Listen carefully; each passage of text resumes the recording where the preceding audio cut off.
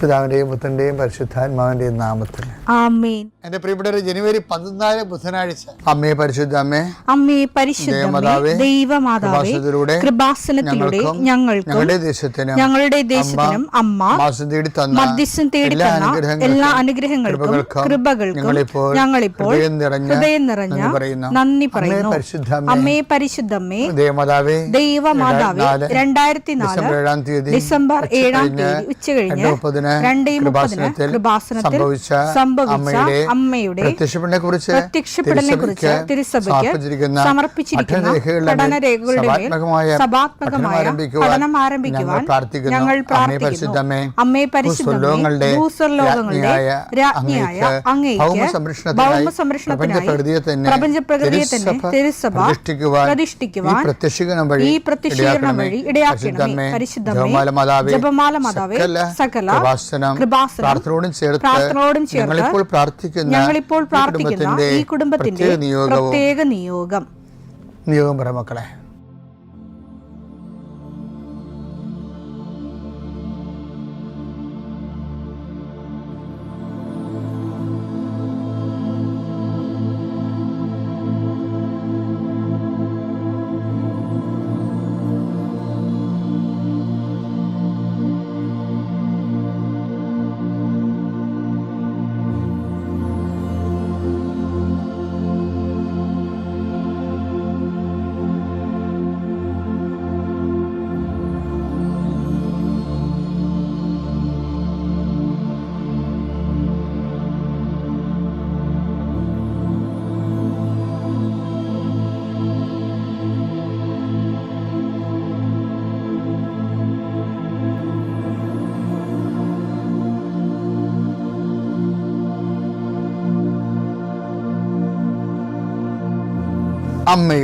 അമ്മയുടെ പ്രത്യക്ഷീകരണത്തിന്റെ ഈ അനുഗ്രഹവേളയിൽ ഞങ്ങൾക്ക് സാധിച്ചു തരുവാൻ കനിയണമേ. ആമേൻ. വിശ്വാസ പ്രമാണം. സർവശക്തനായ പിതാവും ആകാശത്തിന്റെയും ഭൂമിയുടെയും സൃഷ്ടാവുമായ ദൈവത്തിൽ ഞാൻ വിശ്വസിക്കുന്നു. അവിടുത്തെ ഏകപുത്രനും ഞങ്ങളുടെ കർത്താവുമായ ഈശോമിശിഹായിലും ഞാൻ വിശ്വസിക്കുന്നു. ഈ പുത്രൻ പരിശുദ്ധാത്മാവിനാൽ ഗർഭസ്ഥനായി കന്യകാമറിയത്തിൽ നിന്ന് പിറന്ന് പൊന്തിയോസ് പീലാത്തോസിന്റെ കാലത്ത് പീഡകൾ സഹിച്ച് കുരിശിൽ തറയ്ക്കപ്പെട്ട് മരിച്ച് അടക്കപ്പെട്ട് പാതാളങ്ങളിൽ ഇറങ്ങി മരിച്ചവരുടെ ഇടയിൽ നിന്ന് 3-ാം നാൾ ഉയർത്ത് സ്വർഗത്തിലേക്ക് എഴുന്നള്ളി സർവശക്തിയുള്ള പിതാവായ ദൈവത്തിന്റെ വലതുഭാഗത്തിരിക്കുന്നു. അവിടെ നിന്ന് ജീവിക്കുന്നവരെയും മരിച്ചവരെയും വിധിക്കുവാൻ വരുമെന്നും ഞാൻ വിശ്വസിക്കുന്നു. പരിശുദ്ധാത്മാവിലും ഞാൻ വിശ്വസിക്കുന്നു. വിശുദ്ധ കത്തോലിക്കാ സഭയിലും പുണ്യവാന്മാരുടെ ഐക്യത്തിലും പാപങ്ങളുടെ മോചനത്തിലും ശരീരത്തിന്റെ ഉയർപ്പിലും നിത്യമായ ജീവിതത്തിലും ഞാൻ വിശ്വസിക്കുന്നു. ആമേൻ. സുഖസ്ഥനായ ഞങ്ങളുടെ പിതാവേ, അങ്ങയുടെ നാമം പൂജിതമാകണമേ. അങ്ങയുടെ രാജ്യം വരണമേ. അങ്ങയുടെ തിരുമനസ് സ്വർഗത്തിലെ പോലെ ഭൂമിയിലും ആകണമേ. അന്നു വേണ്ടുന്ന ആഹാരം ഇന്ന് ഞങ്ങൾക്ക് തരണമേ. ഞങ്ങളോട് തെറ്റ് ചെയ്യുന്നവരോട് ഞങ്ങൾ ക്ഷമിക്കുന്നത് പോലെ ഞങ്ങളുടെ തെറ്റുകൾ ഞങ്ങളോടും ക്ഷമിക്കണമേ. ഞങ്ങളെ പ്രലോഭനത്തിൽ ഉൾപ്പെടുത്തരുതേ, തിന്മയിൽ ഞങ്ങൾ രക്ഷിക്കണമേ. ആമേൻ. നന്മ നിറഞ്ഞ മറിയമേ, സ്വസ്തി. കർത്താവ് അങ്ങയുടെ കൂടെ സ്ത്രീകളിൽ അങ്ങ് അനുഗ്രഹിക്കപ്പെട്ടവളാകുന്നു. അങ്ങയുടെ ഉദരത്തിൻ ഫലമായി ഈശോ അനുഗ്രഹിക്കപ്പെട്ടവനാകുന്നു. പരിശുദ്ധ മറിയമേ, തമ്പുരാന്റെ അമ്മേ, പാപികളായ ഞങ്ങൾക്ക് വേണ്ടി ഇപ്പോഴും ഞങ്ങളുടെ മരണസമയത്തും തമ്പുരാനോട് അപേക്ഷിക്കണമേ. ആമേൻ. കർത്താവേ, നിന്റെ ഉന്നതമായ നാമത്തിന് സ്വസ്ഥം ചെയ്യുന്നു. കർത്താവേ, നിന്റെ വിശുദ്ധ പൗരോഹിത്യത്തെ മഹത്വപ്പെടുത്തണമേ.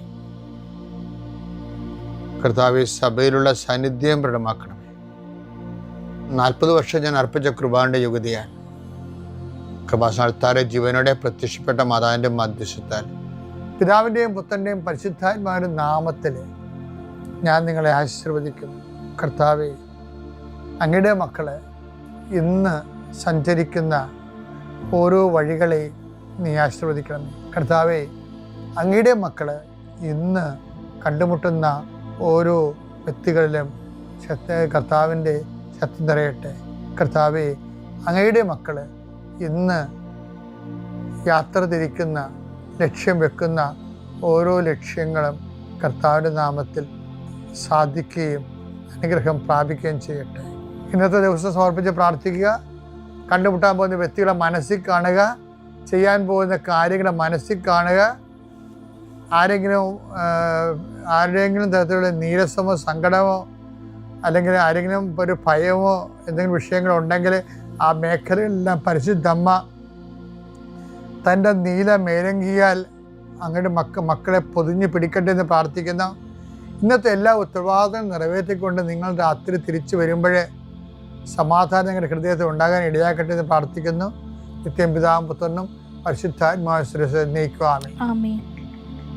ഏറ്റവും പ്രിയപ്പെട്ട സഹോദരങ്ങളെ, വചനത്തിൻ്റെ ഓൺലൈൻ റീഡിങ്, ഓൺലൈൻ ട്രാൻസ്ലേഷൻ, വചനത്തിൻ്റെ ഓൺലൈനായിട്ടുള്ള വായനയും തർജ്ജിമയും പ്രാപിക്കുന്നതിന് വേണ്ടിയുള്ള ദൈവാനുഭവ മുന്നേറ്റങ്ങളാണ്. ഉടമ്പടിയിലെ വചന വായന കൊണ്ട് ഒരാൾ കരസ്ഥമാക്കേണ്ടത്. അരമണിക്കൂർ നമ്മൾ വചനം വായിക്കണ്ടേ? അവർക്ക് അച്ഛൻ പറഞ്ഞതൊക്കെ മനസ്സിലുണ്ടാവണം. അതിലൊന്ന്, നിൻ്റെ കർത്താവ് ദൈവം ഞാനാകുന്നു. അപ്പം അതിനൊരു പേർ വേർഡുണ്ട്. എപ്പോഴും ഒരു ഷാഡോ വേർഡുണ്ട്. ഞാൻ ഷാഡോ വേർഡെന്നാണ് പറയണത്. ഷാഡോ വേർഡെന്ന് പറഞ്ഞു കഴിഞ്ഞാൽ അത് വസ്തു നിഴലും പോലെ ആണെങ്കിലും നിഴൽ ചിലപ്പോൾ വസ്തുവായിട്ട് മാറും. അത് ഒരു കൺവേർഷൻ വായിക്കുമ്പോൾ ഇപ്പോൾ ഒരു വസ്തുവിനെല്ലാം നിഴലുണ്ടാകുമല്ലോ. അവിടെ ഇതിനൊക്കെ നിഴലുണ്ട്. അപ്പോൾ നിഴൽ കൺവേർട്ട് ചെയ്ത് വസ്തുവായിട്ട് മാറും. അപ്പോൾ വസ്തു വേറെ നിഴലായിട്ട് പോകത്തില്ല. അത് അതേപോലെ തന്നെ നിന്നിട്ടുണ്ട്. വേറെ അതിൻ്റെ അന്തർലീനമായിട്ട് പോകുന്ന ദൈവത്തിൻ്റെ മനസ്സ് വെളിപ്പെടുത്തും. ഇപ്പം എന്താ വചനം? പുറപ്പാട് 22 വായിച്ചു. അടിമത്തത്തിന്റെ ഭവനമായ ഈജിപ്തിൽ നിന്ന് നിന്നെ പുറത്തു കൊണ്ടുവന്ന ഞാനാണ് നിന്റെ ദൈവമായ കർത്താവ്. ഞാനല്ലാതെ വേറെ ദേവന്മാർ നിനക്കുണ്ടാകരുത്. എൻ്റെ വിഷയം എന്ന് വെച്ചാൽ നമ്മളുടെ ശ്രദ്ധ വ്യത്യസ്തങ്ങളായ രീതിയിൽ ഇൻവെസ്റ്റ് ചെയ്യപ്പെടുന്നത് ആധ്യാത്മികമായ ഒരു പരാജയമാണ്. ഇപ്പം നിൻ്റെ കർത്താവ് ദൈവം ഞാനാകുന്നു എന്ന് പറയുമ്പോൾ ഞാനല്ലാതെ മറ്റൊരു ദൈവം നിനക്കുണ്ടാവരുതെന്ന് പറയുന്നത് നമ്മൾ എപ്പോഴും കേൾക്കണ വചനമാണെങ്കിലും ഇതുപോലെ കേട്ടിട്ട് പ്രയോജനമില്ലാത്തൊരു വചനം ബൈബിളിലില്ല. കേട്ടിട്ട് ആൾക്കാർക്ക് പ്രയോജനം ഉണ്ടാകാത്തൊരു വചനം. എന്താ കാര്യം വെച്ചാൽ അർത്ഥം അറിയാത്ത കൊണ്ടാണ് സംഭവം. ഒരു വിഭാഗം ഇത് ചുമ്മാ വിഗ്രഹാരാധന എന്ന് പറഞ്ഞുകൊണ്ട് കാറിക്കൂവി മനുഷ്യൻ്റെ ശ്രദ്ധ തിരിച്ചു കളയും. എന്താ കാര്യം വെച്ചാൽ ദൈവത്തിന് പ്രാധാന്യം കൊടുക്കുന്നതിന് പകരം വേറെ എന്തിന് പ്രാധാന്യം കൊടുത്താലും ആർക്ക് പ്രാധാന്യം കൊടുത്താലും അത് കൺവേർട്ട് ചെയ്ത് വേറൊരു ദൈവമായിട്ട് വരുമത്. അപ്പോൾ വേറെ ദൈവം ഞാനില്ലാതെ മറ്റൊരു ദൈവം നിനക്കുണ്ടാകുമെന്ന് പറയുമ്പോൾ ശരിക്കും പറഞ്ഞാൽ ഒരു ദൈവമല്ല, ഒരു 9000 ദൈവമായിട്ടാണ് നമ്മൾ സഞ്ചരിക്കുന്നത്. കാര്യം വെച്ചാൽ എന്തിന് പ്രാധാന്യം കൊടുക്കുന്നത് അതാണ് എൻ്റെ ദൈവം. എന്തിന് പ്രാധാന്യം കൊടുക്കുന്നുവോ അതാണ് നമ്മുടെ ദൈവം. അതായത് ദൈവത്തിൻ്റെ പണ്ട് പോലെ എനിക്കിപ്പോൾ ഇത്രയും നാൾ മനസ്സിലാക്കണം. എങ്ങനെ അറിയാം, നമുക്ക് ഏറ്റവും കൂടുതൽ പ്രയാസമാണ് ദൈവത്തിൻ്റെ കൂടെ നടക്കാൻ. അത് ഞാൻ പറയണതല്ല, എൻ്റെ കുഞ്ഞുങ്ങളെ എന്ത് പ്രയാസമാണെന്നോ. മർക്കോസ് 10:24. അവന്റെ വാക്ക് കേട്ട ശിഷ്യന്മാർ വിസ്മയിച്ചു. യേശു വീണ്ടും അവരോട് പറഞ്ഞു, മക്കളെ, എൻ്റെ കുഞ്ഞുങ്ങളെ, ദൈവരാജ്യത്തിൽ പ്രവേശിക്കുക എത്ര പ്രയാസം. അതെന്താ പ്രശ്നം വെച്ചാല് ആളെ അറിയാതെ പറഞ്ഞു പോയതാണിത്. കർത്താവിനെ അറിയാമെന്ന് പറയല്ലേ, സത്യം പറഞ്ഞ ഇത് പറയേണ്ടായിരുന്നു. കാര്യം ആള് പറഞ്ഞു പോയി ഇങ്ങനെ, എൻ്റെ മക്കളെ ദൈവരാജ്യത്തിൽ പ്രവേശിക്കുക എന്ത് പ്രയാസമാണെന്നോ. അപ്പോൾ ആൾക്കാരെല്ലാം ധനവാന്റെ കാര്യത്തിൽ തന്നെ പറയാണ് പോയത് 2000 കൊല്ലമായിട്ട്. എന്താണ് ധനവാൻ സ്വർഗ്ഗരാജ്യത്തിൽ പ്രവേശിക്കുക. അപ്പോൾ അങ്ങനെയാണെങ്കിൽ ഈ ബിസിനസ്സുകാരും മറ്റുള്ള ആൾക്കാരും 10 പൈസ ഉള്ളവർ ആരും ദൈവരാജ്യത്തിൽ പ്രവേശിക്കുകയില്ല. അത് ചില അണ്ണന്മാർ, അവർക്ക് ജന്മന ഈ ധനവാന്മാരോട് കോംപ്ലക്സ് ഉള്ള ആൾക്കാരുണ്ട്. അവരെ കരുതാക്കാൻ വേണ്ടി ചില ആൾക്കാർ ഉപയോഗിക്കുക. അത് കോംപ്ലക്സ് ആണ് ശരിക്കും. കർത്താവ് എന്താ പറഞ്ഞത്? മർക്കോസ് 10:25. 10:25. ധനവാൻ ദൈവരാജ്യത്തിൽ പ്രവേശിക്കുന്നതിനേക്കാൾ എളുപ്പം ധനവാൻ ദൈവരാജ്യം പ്രവേശിക്കുന്നത് എളുപ്പം ഒട്ടകം സൂചിക്കുഴയിലൂടെ കടക്കുന്നതാണ്. സൂചിക്കുഴയിലൂടെ കിടക്കുന്നതാണ്. അപ്പൊ എൻ്റെ അർത്ഥത്തിൽ ഈ ധനം ദൈവത്തിൻ്റെ ഒരു സ്ഥാനം ചിലരുടെ ജീവിതത്തിൽ ധനത്തിന് അറിയാതെ ദൈവത്തിൻ്റെ സ്ഥാനം വരും. പിന്നെ അവർ വിശ്വാസം വിറ്റുവരെ ധനം സമ്പാദിക്കാൻ നോക്കുമ്പോൾ ധനം അവരുടെ ഉള്ളിലുള്ള ദൈവത്തെക്കാളും വലിയ ദൈവമായിട്ട് ധനം മാറും. അത് ധനം മാത്രമല്ല, നമ്മൾ ദൈവത്തെക്കാൾ എന്തിന് പ്രാധാന്യം കൊടുക്കുന്നുവോ. ഇപ്പം നിസ്സാര കാര്യം. അപ്പം അതിന് വലിയ ആൾക്കാരും ചെറിയ ആൾക്കാരൊന്നും ഇല്ല. ചെറിയവരുടെ ഇടയിലും വലിയവരുടെ ഇടയിലും ദൈവത്തെ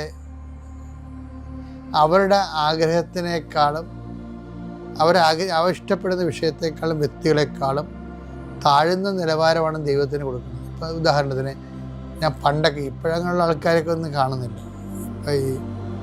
പണ്ടൊക്കെ ഈ കുടുംബങ്ങളിലൊക്കെ നമ്മൾ ബ്ലെസ് ചെയ്യാൻ വേണ്ടി ചെല്ലുമ്പോഴാണ് വല്യമ്മച്ചിമാരൊക്കെ ചോദിക്കുകയും, വല്യമ്മച്ചി 2 ആഴ്ച പള്ളി കണ്ടില്ല എന്ന് പറയും. എൻ്റെ കഴുത്തലുണ്ടായിരുന്ന പടയം വെച്ചെന്ന് പറയും. അപ്പം അതാണ് വിഷയം. കഴുത്തലുണ്ടായിരുന്നത് ചിലപ്പോൾ 1/2 പവനോ 1 പവനോ ആയിരിക്കുമേ. അത് പണയം വെച്ചതിൻ്റെ പേരിൽ പരിശുദ്ധ കുർബാന മുടക്കിയെന്നാണ് ചെടുത്തി പറയണത്. അപ്പം നമ്മൾ ചെടുത്തിയുടെ കഴുത്തിൽ എല്ലാവരും കൂടി ഉരുട്ടിപ്പടച്ച് കയറേണ്ട കാര്യമില്ല. നിങ്ങൾ ഈ ഞായറാഴ്ച കുർബാന മുടക്കുന്ന അണ്ണന്മാരെല്ലാവരും ഈ ചേടത്തേക്കുള്ള ഗതികെട്ട അവസ്ഥയാണ്. ചിലപ്പോൾ നിങ്ങളുടെ മക്കളുടെ മനസ്സമ്മതം, കൂട്ടുകാരുടെ മനസ്സമ്മതം, കല്യാണം എന്നൊക്കെ പറഞ്ഞ് നിങ്ങൾ ചാടിക്കയറി വലിയ സ്യൂട്ടും കൂട്ടുവിട്ട് നാട്ടുകാരെ പറ്റിക്കാൻ വേണ്ടി പോകത്തില്ലേ? അതെല്ലാം കുർബാനയും മുടക്കിയിട്ടല്ലേ പോണ ചില ആൾക്കാർ. അപ്പോൾ അത് ഒരു ദൈവമായിട്ട് മാറുകയാണ്. അപ്പം ദൈവമായിട്ടുള്ള ബന്ധം എന്താണ്? അത് ഒക്കുമ്പോൾ കൂടും. അപ്പോൾ ഒക്കുമ്പോൾ ഉള്ള ബന്ധമേ ഉള്ളൂ. കൂട്ടുകാരുടെ കല്യാണമൊന്നും ഇല്ല, നാട്ടുകാരിൽ വരെ ഫങ്ഷനൊന്നും ഇല്ല എന്നുണ്ടെങ്കിൽ രാത്രി സിനിമയും കണ്ടിരുന്ന ശേഷം വൈകുന്നേരത്തെ കുർബാനൊക്കെ പോകുന്ന ആൾക്കാരില്ലേ? രാവിലെ കിടന്നുറങ്ങി. ഇപ്പം ചിലരാണെങ്കിൽ പണ്ട് ഭാര്യമാരൊക്കെ ഉടുപ്പൊക്കെ തേച്ച് ശനിയാഴ്ച തേച്ച് അലക്കി ഇട്ട് ഭർത്താവ് വീട്ടിൽ കയറി ഒരു വെറുതെ പോയി നാളെ ഞായറാഴ്ചയാണേ എന്ന് പറയും. എന്ന് വെച്ച് കഴിഞ്ഞാൽ കിടന്നുറങ്ങരുതെന്ന, രാവിലെ പള്ളിയിൽ പോകാനാണ് ഞാൻ നിങ്ങളുടെ ഉടുപ്പ് തേക്കണമെന്ന് പറയണത്. ഇന്ന് അങ്ങനെ പറയാൻ ആരുമില്ല. എൻ്റെ അടുത്ത് ഇവർ വന്ന് നിൽക്കണമെല്ലാം വളരെ വിനയത്തോടും എളിമയോടും ആ കുഞ്ഞുങ്ങളെ കാണിക്കാനും കുഞ്ഞുങ്ങൾക്ക് അങ്ങനെ പറ്റി ഇങ്ങനെ പറ്റിയെന്നൊക്കെ പറയുമ്പോൾ എനിക്കറിയാം ഇവർ ദൈവത്തിന് വലിയ പ്രാധാന്യമില്ലാതെ ജീവിച്ച ആൾക്കാരാണ്. ആ മധുപിതുവിൻ്റെ കാലത്തും അല്ലാത്ത കാലത്തും പ്രഗ്നൻ്റ് ആയിരുന്ന കാലത്തും ഒന്നും കർത്താവിൻ്റെ കുറിച്ച് ചിന്തിച്ചിട്ടൊരു കൊന്ത പോലും ചെല്ലാത്ത പാർട്ടിയാണ്. പ്രസവിച്ച് കഴിയുമ്പോഴാണ് പല കുഞ്ഞുങ്ങൾക്കും കണ്ണും കാര്യം ഇല്ലെന്ന് പറയണം. അപ്പം കിടന്ന് നോക്കിയിട്ട് കാര്യമില്ല.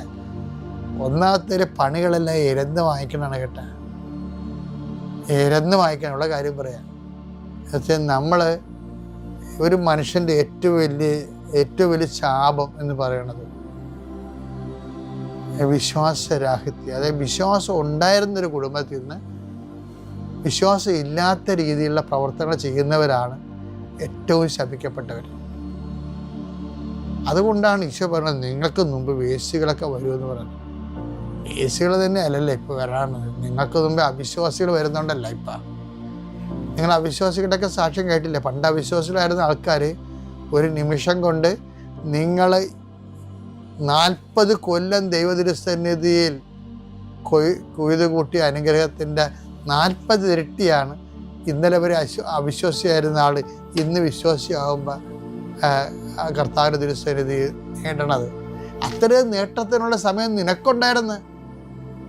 എന്നിട്ട് നീ അത് നാട്ടുകാരെ നേടാനും സ്വർണം നേടാനും പറമ്പ് നേടാനും പാർട്ടിക്കാരെ നേടാനും ഉള്ള കുടുംബ യൂണിറ്റും പാർട്ടി യോഗങ്ങളും സ്ത്രീകളുടെ എന്തോ സംഘടന ഉണ്ടല്ലോ, കുടുംബശ്രീ, അങ്ങനെയുള്ള പരിപാടികളെല്ലാം വെച്ചിരിക്കണത് എവിടെയാണ്? രാവിലെ കുർബാന സമയത്താണ്. അവിടെ ക്രിസ്ത്യാനികളെ ഹാജർ ഉണ്ടാകാതിരിക്കാൻ വേണ്ടി തന്നെ ചിലർ നിരീശ്വരവാദമുള്ളവരും അല്ലാത്തവരും നമ്മളെ അതിൽ നിന്ന് മാറ്റണമുണ്ട്. ബോധപൂർവ്വം മാറ്റുന്നവരുണ്ട്. ഇതേ സാക്ഷി നിങ്ങൾ കേട്ടാൽ മനസ്സിലാവും. തന്ത്രപൂർവ്വം കുടുംബശ്രീ എന്ന് മാറ്റണതിൻ്റെ വേണ്ടി എടുത്തിരിക്കുന്ന നിലപാടുകൾ, പാർട്ടി യോഗത്തിൽ നിന്ന് എടുത്ത നിലപാടുകൾ, അങ്ങനെ കാലാന്തരത്തിൽ ദൈവത്തെയും പള്ളിയെയും ഉപേക്ഷിച്ചവർ മാത്രം പാർട്ടി പ്രവർത്തിച്ചാൽ മതിയെന്ന് പറഞ്ഞുകൊണ്ട് നമ്മുടെ കുർബാന സമയത്ത് ട്യൂഷൻ, നമ്മുടെ കുർബാന സമയത്ത് പാർട്ടി സമ്മേളനം, പരിശുദ്ധ കുർബാനയുടെ സമയത്ത് അതുപോലെ തന്നെയുള്ള യോഗങ്ങളൊക്കെ വെച്ചിട്ട് പതുക്കെ ഒന്നെങ്കിൽ അത് നിന്നെ ആശ്രയിച്ചിരിക്കും. ഒന്നെങ്കിൽ നിന്നെ പാർട്ടിയിൽ നിന്ന് അവർ മാറ്റും, അല്ലെങ്കിൽ അവിടുത്തെ ആനുകൂല്യം നിനക്ക് തരത്തില്ല, അല്ലെങ്കിൽ നിനക്ക് നീ അവരിൽ നിന്ന് നീ ദൈവത്തിൽ നിന്ന് മാറും. ഇതെന്താണ് സംഭവിച്ചതെന്ന് നീ ചിന്തിച്ചാൽ മതി. ഏതായാലും കർത്താവ് പറഞ്ഞു പോയി, എന്താണ്? ഞെരുക്കമാണ് മകനെ, സ്വർഗ്ഗരാജ്യത്തിൽ പ്രവേശിക്കുക ഞെരുക്കം, ബലം പ്രയോഗിക്കുന്നതിന് മാത്രം അതിൽ പ്രവേശിക്കുന്നവൻ. ഇപ്പം എല്ലാം മനസ്സിലായില്ലേ?